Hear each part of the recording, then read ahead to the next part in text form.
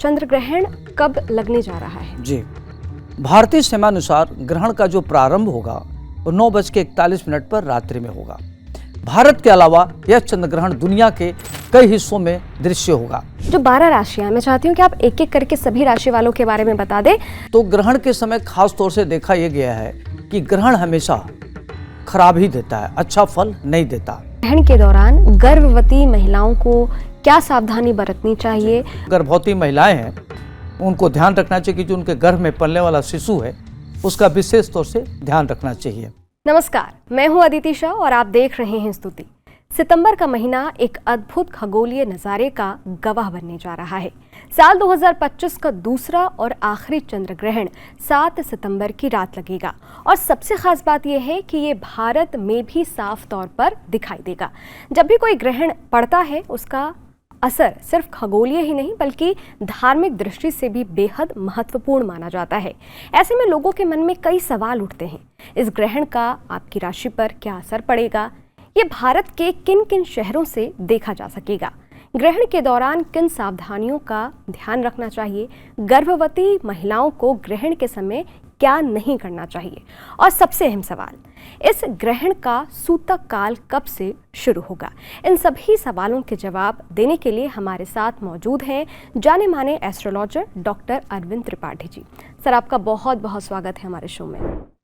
नमस्कार। मेरा पहला सवाल आपसे यह है कि चंद्र ग्रहण कब लगने जा रहा है? जी, देखिए अदिति, अपना जो हिंदू पंचांग है उसके अनुसार यह चंद्र ग्रहण 7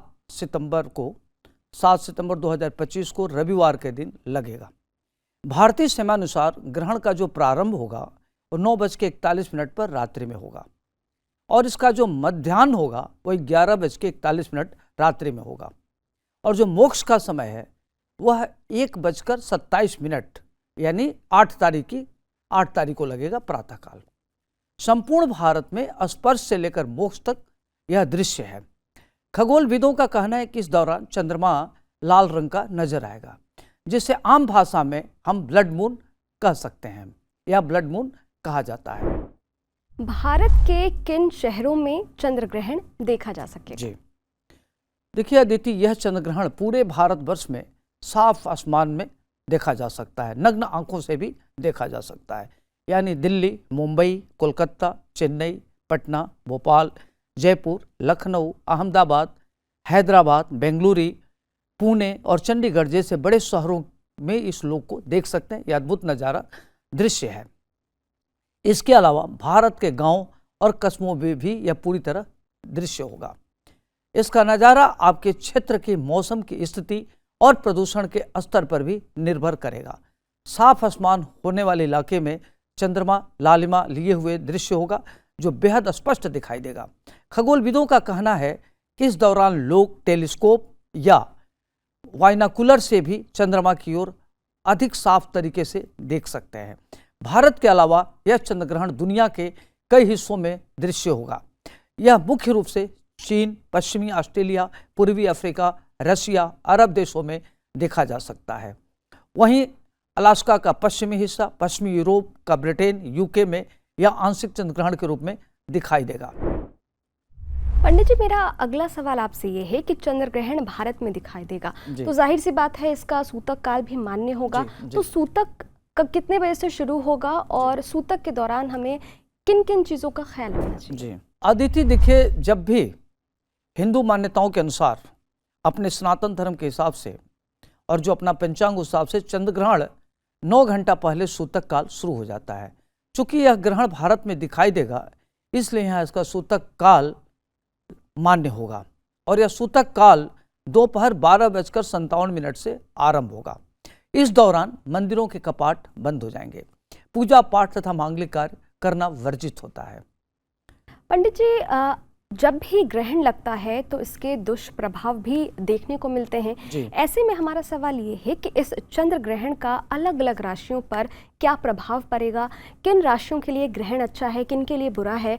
जो 12 राशियां, मैं चाहती हूँ कि आप एक एक करके सभी राशि वालों के बारे में बता दें ताकि वो अपने हिसाब से अपनी तैयारियां कर लें। अदिति, देखिए, जब ग्रहण लगता है तो ग्रहण के समय खास तौर से देखा यह गया है कि ग्रहण हमेशा खराब ही देता है, अच्छा फल नहीं देता।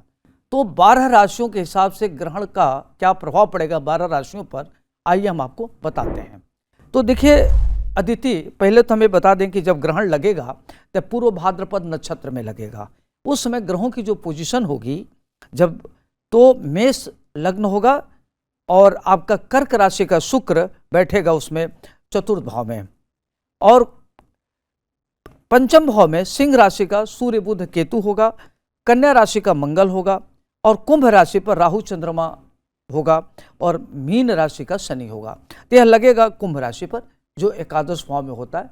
तो अब आइए हम बात करते हैं कि 12 राशियों पर इसका क्या प्रभाव पड़ेगा। तो जो मेष राशि वाले जातक हैं उनकी राशि पर इस ग्रहण का प्रभाव अनुकूल रहेगा। उनको क्या करना है कि उनको धन लाभ होगा, आर्थिक स्थिति उनकी अच्छी होगी, घर बनाने का योग बनेगा और इनके लिए समय अच्छा रहेगा।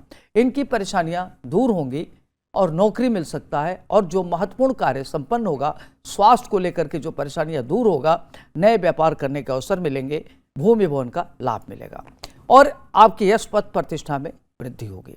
आपको सावधानी क्या बरतनी है, कोई भी कार्य जल्दबाजी में निर्णय लेने से बचना है, और आपको क्या करना है कि हनुमान जी की आराधना करना है। हंग हनुमते रुद्रात्मकाय हुंग फट इस मंत्र का जप करना है। और आपके लिए शुभ अंक है 3, शुभ रंग है केसरिया, लक मीटर है 9। अब हम आइए बात करते हैं वृष राशि के बारे में। जो वृष राशि के जातक हैं इनके लिए समय बहुत अच्छा है। एक तो आपके आय से अधिक खर्च हो सकते हैं, सुख के संसाधनों में वृद्धि होगी, माता पिता का सुख मिलेगा, अकारण मन आपका उद्विग्न हो सकता है, पराक्रम से धन लाभ होगा, व्यापारिक स्थिति अच्छी होगी, परिवार में धार्मिक कार्य होने की संभावना बन जाएगी, नए व्यापार करने के अवसर मिलेंगे। आपको सावधानी क्या बरतनी है, अपने लक्ष्य पर ध्यान दें और कंट्रोवर्सी से बचें।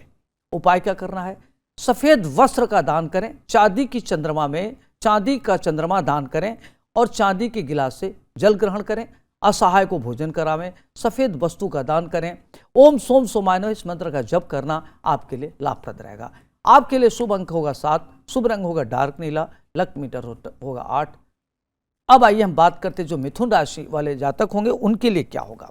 जो मिथुन राशि के जातक हैं उनको अपने मान हानि हो सकती है, उनको अपने मान सम्मान को ध्यान रखना है, अपनी वाणी पर ध्यान रखना है, कोई ऐसी बातें न कहें जहां आप कंट्रोवर्सी में पड़ जाएं। तो इसलिए स्पष्ट बाध्यता पर नियंत्रण रखें। आपके रोग और शत्रु परास्त होंगे, समस्याओं का समाधान होगा, मानसिक उद्विग्नता बनी रहेगी, आर्थिक लाभ हो सकता है, नौकरी में प्रगति हो सकती है। अगर आप कोई भी नया व्यापार करते हैं तो उस पर सावधानी बरतनी है। आर्थिक निवेश सोच समझ करके करने की जरूरत है।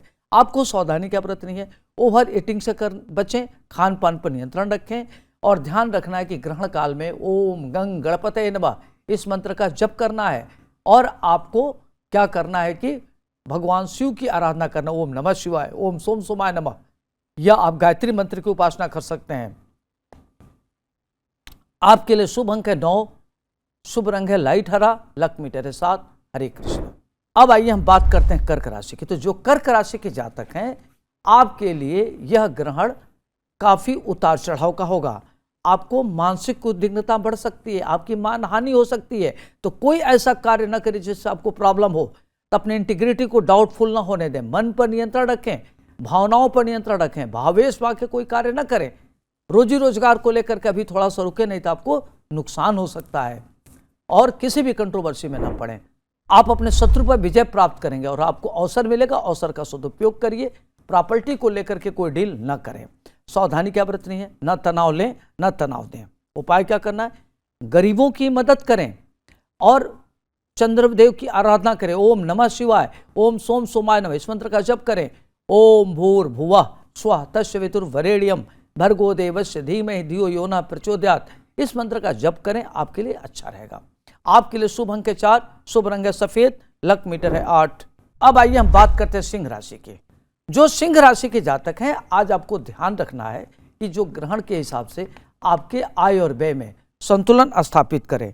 आज आपको अपनी पत्नी से पीड़ा मिल सकती है, आपके वैचारिक मतभेद हो सकते हैं। पत्नी की सेहत को लेकर के सचेत रहें, पत्नी का सम्मान करें, और कोई भी बात जो आपको अप्रिय लगे उस तरह का व्यवहार दूसरे के साथ न करें। आय के संसाधनों में वृद्धि होगी, आपके आत्मबल में वृद्धि होगी, कार्यों में मन लगा के कार्य करना श्रेष्ठ रहेगा। पराक्रम करिए, आपको पराक्रम से लाभ होगा। सावधानी क्या बरतनी है, आज आपको क्या करना है कि मध्यम मार्ग अपनाना है।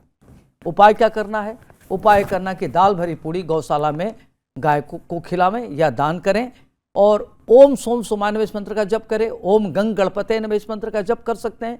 सफेद वस्तु का दान करना आपके लिए अच्छा रहेगा। आपके लिए शुभ अंक है 5, शुभ रंग है लाल, लक मीटर 6। हरे कृष्ण। अब आइए हम बात करते हैं कन्या राशि की। जो कन्या राशि के जातक हैं उनके लिए यह ग्रहण काफी अच्छा है। आपके सुख के संसाधनों में वृद्धि होगी, आय के संसाधनों में वृद्धि होगी, विद्या बुद्धि से धन लाभ अर्जित करेंगे, अपने बौद्धिक क्षमता के बल पर धन अर्जित करेंगे। आपकी सलाह बड़ी कीमती होगी, इससे आपके इनकम का जरिया बढ़ेगा। एक्स्ट्रा करिकुलर से धन अर्जित करेंगे, रचनात्मक कार्य करेंगे, परिवार में शुभ और मांगलिक कार्य होने का अवसर मिलेगा। अगर आप जमीन के लिए डील करते हैं तो आपके लिए लाभप्रद रहेगा, संततियों का सुख मिलेगा। तो आपके लिए यह ग्रहण काल काफी अच्छा रहेगा। सावधानी क्या बरतनी है, अपनी योजनाओं को गुप्त रखना है। उपाय क्या करना, गाय को हरा चारा खिलाना अच्छा रहेगा, गाय को रोटी गुड़ खिलाइए। और ग्रहण के बाद आप क्या करें कि अपने घर में नमक के पानी से पोछा लगावें। शुभ अंक है 3, शुभ रंग है हल्का आसमानी, लक मीटर है 8। हरे कृष्ण। अब आइए हम बात करते हैं तुला राशि के जातकों के लिए कि कैसा रहेगा। जो तुला राशि के जातक हैं उनका मन अज्ञात भय से भयभीत रहेगा, इनसिक्योरिटी हो सकती है, आपको टेंशन हो सकता है, तनाव की स्थिति बरकरार रहेगी। तो कोई ऐसा कार्य न करिए या कोई ऐसा निर्णय न लीजिए जो आपको तनाव दे। तनाव से बचें, अपने ऊर्जा को सही दिशा में लगावें, माता पिता की बात को सुने। अपने को सेल्फ रिव्यू करने की जरूरत है कि जो आपके संबंध है कहाँ अच्छा है कहाँ खराब है, तो उसमें थोड़ा सा अपने को बैलेंस रहना आपके लिए ज़्यादा अच्छा होगा। लाभ के अवसर प्राप्त होंगे, सुख के संसाधनों में वृद्धि होगी, घर बनवा सकते हैं, गाड़ी खरीद सकते हैं। स्वास्थ्य को लेकर के सचेत रहें। अगर न्यायालय में कोई भी वाद विवाद चलो उसमें आपको विजयश्री मिलेगी। आपको सावधानी क्या बरतनी है, आय और व्यय पर नियंत्रण रखना है। आपको उपाय क्या करना है, उपाय में करना है कि मोती या सफेद वस्तु दान करें, चांदी की चंद्रमा से आप जल ग्रहण करें, अच्छा रहेगा। और चांदी दान कर सकते हैं, चांदी का चंद्रमा बना के दान कर सकते हैं। आपके लिए शुभ अंक है 2, शुभ रंग है नीला, लक मीटर है 8। हरे कृष्ण। अब आइए हम बात करते हैं वृश्चिक राशि की। जो वृश्चिक राशि के जातक हैं, आज आपको कई तरह की परेशानियां हो सकती हैं, आपकी उद्विग्नता बढ़ सकती है, आपको एग्रेशन में आ सकते हैं। तो अपने वाणी पर नियंत्रण रखें।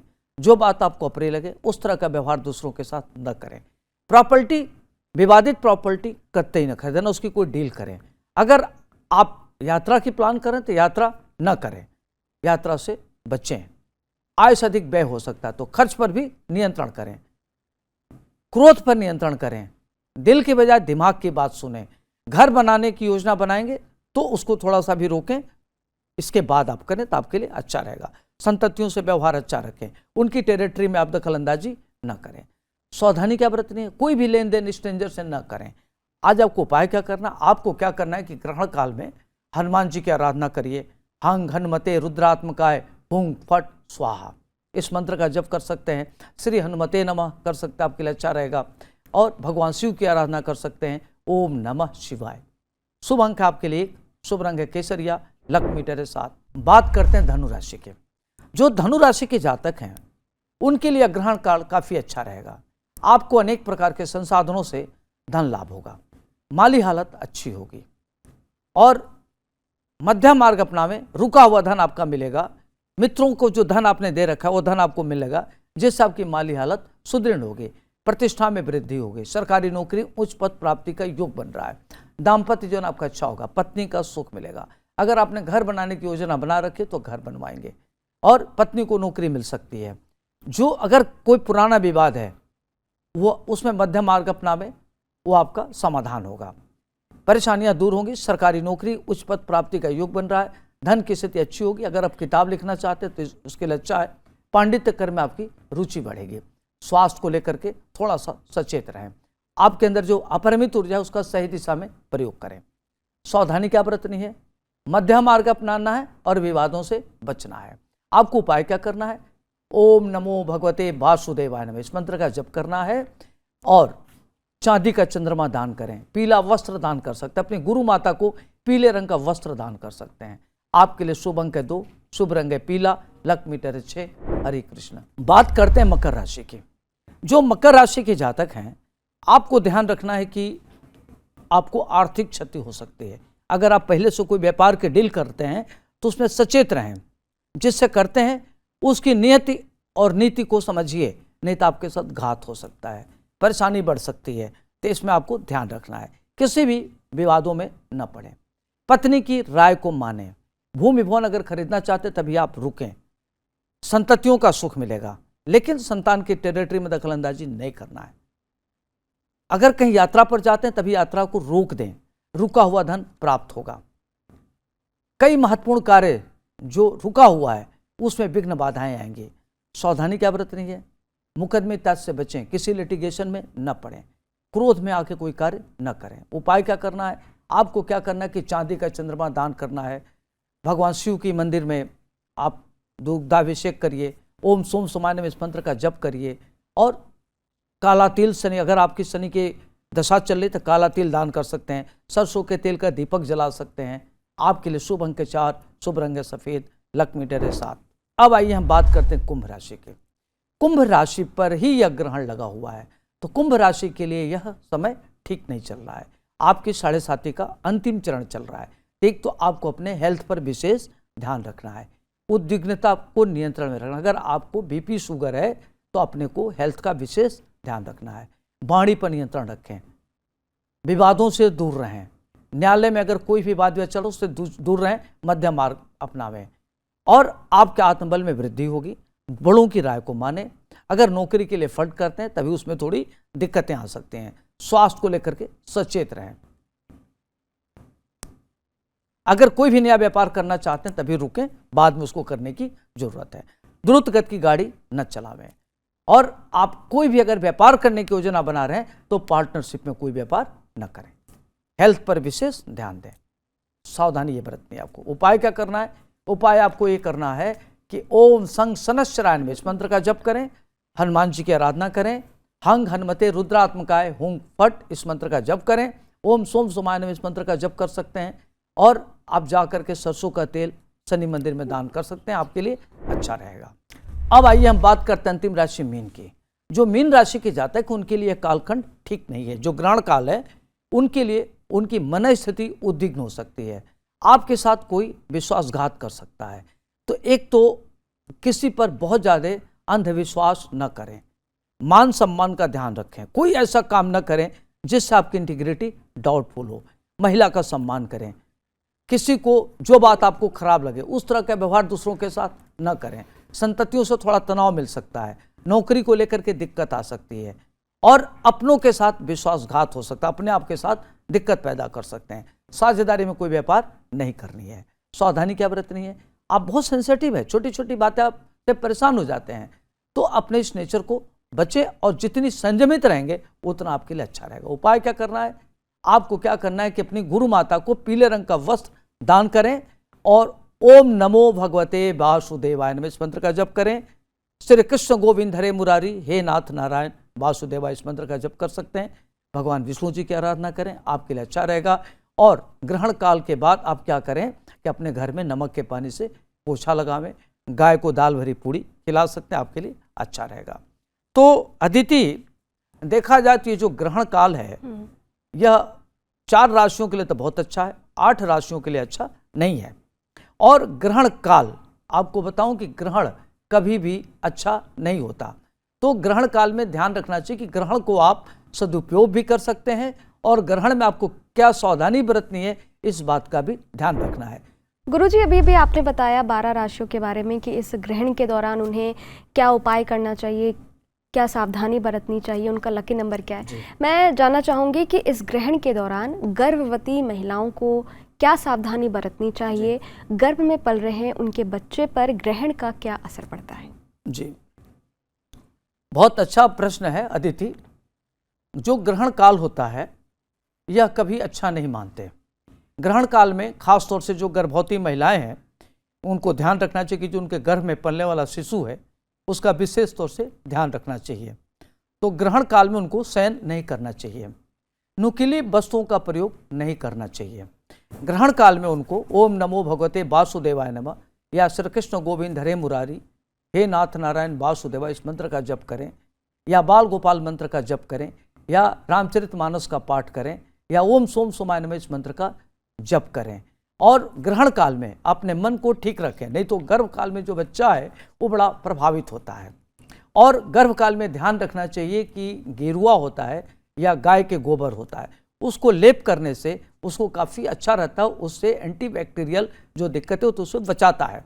तो यह लेप जरूर करना चाहिए। शयन नहीं करना चाहिए, खान पान पर नियंत्रण करना चाहिए, खाना नहीं चाहिए। तो इस सब चीज़ों का ध्यान रखना चाहिए। नुकीली वस्तुओं का प्रयोग न करें, कोई भी शार्प चीज़ों को अपने हाथ से न छुएं, सुई है, चाकू है, ये सब चीज़ें न पकड़ें अपने हाथ से। ग्रहण के दौरान क्या सोना चाहिए? कई गर्भवती नहीं, महिलाएं ग्रहण काल में एकदम शयन नहीं करना चाहिए और मंत्रों का जप करें, एकदम सावधानी से रहना चाहिए। ग्रहण काल में अपना क्या करें कि अपने को बचाव रखें, आपके लिए अच्छा रहेगा। जी, मेरा आखिरी सवाल आपसे ये है कि ग्रहण के दौरान या ग्रहण के बाद हमें क्या करना चाहिए ताकि जीवन में सुख समृद्धि बनी रहे? जी, देखिए अदिति, ग्रहण पर हम आपको बताते हैं कि ग्रहण में क्या होता है। देखिए, जो ग्रहण काल होता है, खास तौर से इसको आप केवल ग्रहण काल केवल खराब ही नहीं मानते। ग्रहण काल एक ऐसा काल होता है जिसमें अगर व्यक्ति आध्यात्मिक चीज़ों के दृष्टिकोण से अगर देखा जाए तो इसमें उनको मंत्रों का जप करना चाहिए, पूजा पाठ करना चाहिए, ध्यान रखना चाहिए। और इसमें कहते हैं कि जो भी आप दान पुण्य करते हैं आपको कई गुना होकर के मिलता है, तो इसका ध्यान रखना चाहिए। दूसरा, आप ग्रहण काल में क्या कर सकते हैं कि चूँकि ग्रहण के बाद एक दिन बाद आपका पितृपक्ष आने वाला है, तो इसमें जौ तिल का तर्पण करना चाहिए, जिससे उनके पूर्वज खुश होते हैं। अगर किसी की कुंडली में ग्रहण दोष है तो उसको ओम नमः शिवाय मंत्र का जप करना चाहिए, काला तिल का दान करना चाहिए, गाय को रोटी गुड़ खिलाना चाहिए, कौवे को रोटी खिलाना चाहिए, जिससे उसकी ग्रहण काल में जो स्थितियाँ होती हैं ठीक होगी। दूसरी बात का ध्यान रखना है कि इसमें ओम भूर भुवा स्व तत्सवितुर्वरेण्यम भर्गो देवस्य धीमहि धियो यो न प्रचोदयात् मंत्रों का जप करना चाहिए। तो ग्रहण काल को आप चाहें तो अशुभ को शुभ कर सकते हैं। दूसरी बात ध्यान रखना है कि ग्रहण काल में आप अपने सेहत का ध्यान रखें, मन स्थिति की उद्विग्नता से बचें, कोई ऐसा कार्य न करें जिससे आपका सेहत प्रभावित हो। गर्भवती महिलाओं को शयन करने से बचना चाहिए। और जो बुजुर्ग लोग हैं, जैसे मान लीजिए कि बच्चा है, बुजुर्ग है, खाना चाहता है, उसको भूख लगी है, तो तुलसी दल डाल के खाना चाहिए। दूसरी बात का ध्यान रखना चाहिए कि अगर दूध से बनी कोई मिठाई है या खाना है तो उसमें तुलसी दल डाल दें ताकि उसकी पवित्रता बनी रहे। ये सब छोटे छोटे उपाय करके आप कर सकते हैं। दूसरी बात की जो ग्रहण काल है अदिति, इसमें एक तो भूस्खलन 15 दिन से लेकर के 45 दिन के बीच में, जब से ग्रहण लग रहा है, 0 से लेकर के 45 दिन के अंदर भूस्खलन होगा, जल प्लवन होगा, हवाई दुर्घटना होगी। और जिन जिन देशों में लगेगा उनके लिए सरकार पर भी खतरा है, कई तरह की कंट्रोवर्सी आ सकती है, युद्ध की स्थिति बनी रहेगी, हवाई दुर्घटना हो सकती है, भूस्खलन हो सकता है। तो ये सारी चीज़ें दिक्कत आएगी। भारत की अर्थव्यवस्था मजबूत होगी। भारत में क्या होगा कि सोने का रेट और बढ़ेगा, शेयर में उछाल आएगा, क्रूड ऑयल के रेट में बढ़ेगा, प्रॉपर्टी का रेट थोड़ा घट सकता है। तो इस तरीके से देखा जाए तो काफ़ी अंतर आएगा। अंतर्राष्ट्रीय स्तर पर भारत का महत्व बढ़ेगा, भारत काफ़ी आगे बढ़ेगा, भारत की आर्थिक व्यवस्था ठीक होगी। तो ये सब मिला जुला करके भारत के लिए ग्रहण ठीक है। और अन्य कई देशों में जो ग्रहण की स्थिति है बहुत अनुकूलता लिए हुए नहीं है। अपने देश में जैसे मान लीजिए जो पहाड़ी इलाका है, भारत का पूर्वी तट है, पूर्वी क्षेत्र है, वहाँ भूस्खलन आ सकता है जिसकी तीव्रता लगता है कि 2.3 से लेकर के 5 पॉइंट तक हो सकता है, लेकिन उसमें जन धन की हानि कम दिख रही है। इसमें कीटाणु संबंधित, जीवाणु संबंधित बीमारियां भी फैल सकती हैं, कुछ लाइलाज बीमारियां हो सकती हैं जो इलाज संभव न हो। ये सारी घटनाएं हो सकती हैं क्योंकि यह जो ग्रहण लग रहा है ये बहुत अच्छा नहीं है। पंडित जी, एक चीज़ और है जो मुझे पूछना है आपसे कि पितृपक्ष के ठीक एक दिन पहले चंद्र ग्रहण लग रहा है, तो जो 14 दिन, इस बार पितृपक्ष 14 दिन का है, तो उस पर क्या कुछ असर पड़ेगा? क्या ग्रहण का असर पितृपक्ष पर पड़ेगा या फिर? देखिए, पितृपक्ष तो एक तरीके से देखा जाए तो अपने यहाँ यह माना जाता है कि अपने यहाँ लोग अपने से बड़ों का सम्मान करते हैं। पितृपक्ष खास तौर से यह देखा जाता है कि जो 15 दिन का पक्ष होता है वह पितरों के लिए होता है। जिस तरीके से देवताओं की पूजा होती है, देव पूजा होती है, आप अन्य प्रकार के पूजा करते हैं, उसी तरीके से अपने भारतीय सनातन धर्म में 15 दिन अपने जो मृत आत्माएं हैं उनको यमराज मुक्त कर देते हैं। तो मृत आत्माएं आती हैं और अपने घरों पर, जो उनका घर है पुराना, वो आते हैं वहाँ। तो उनके घरों में अगर लोग उनको तर्पण करते हैं, जल देते हैं या उनके नाम पर खाना खिलाते हैं तो बड़े खुश होते हैं। तो खास तौर से ग्रहण के समय आने पर अगर किसी की कुंडली में ग्रहण दोष है या पितृदोष है तो उसके लिए यह ठीक नहीं है। तो उसको गायत्री उपासना करना चाहिए, गाय को रोटी गुड़ खिलाना चाहिए, उसको दान करना चाहिए। तो ये सब चीज़ें करने से उसके लिए काफ़ी अच्छा रहेगा। महामृत्युंजय मंत्र का जप करना चाहिए, भगवान शिव की आराधना करना चाहिए। तो भगवान शिव एक ऐसे हैं कि जिनकी आप आराधना करते हैं तो आपकी सारी परेशानियां दूर होती हैं। आपने देखा होगा कि भगवान शिव के सिर पर चंद्रमा का वास होता है। तो ओम सोम सोमाय अगर इस मंत्र का जप करें या ओम नमः शिवाय मंत्र का जप करें तो बहुत ही अच्छा रहेगा, उससे आपको काफ़ी निजात मिलेगा। पितृपक्ष को लेकर के, पितृपक्ष में जैसे पितरों के लिए देखा जाए तो उसका प्रभाव ग्रहण पर लेकर के उसका अच्छा प्रभाव तो नहीं पड़ता है। 4 राशियों को छोड़ करके 8 राशियों पर तो गलत ही असर पड़ेगा। जी, बहुत बहुत शुक्रिया आपका, आपने जो जानकारी हमारे ऑडियंस को दी है, बहुत बहुत शुक्रिया। अगर आपको हमारा ये कार्यक्रम अच्छा लगा हो तो वीडियो को लाइक कीजिएगा, शेयर कीजिएगा, कमेंट बॉक्स में कमेंट करना मत भूलिएगा। मिलते हैं अगले वीडियो में, अगले एपिसोड में। तब तक के लिए देखते रहिए स्तुति। और अगर आपने अभी तक हमारे चैनल को सब्सक्राइब नहीं किया है तो फ़ौरन कर लीजिए। बगल में आपको एक घंटे दिख रही होगी, उसे भी दबा दीजिएगा ताकि नोटिफिकेशन आप तक पहुँचते रहे। शुक्रिया।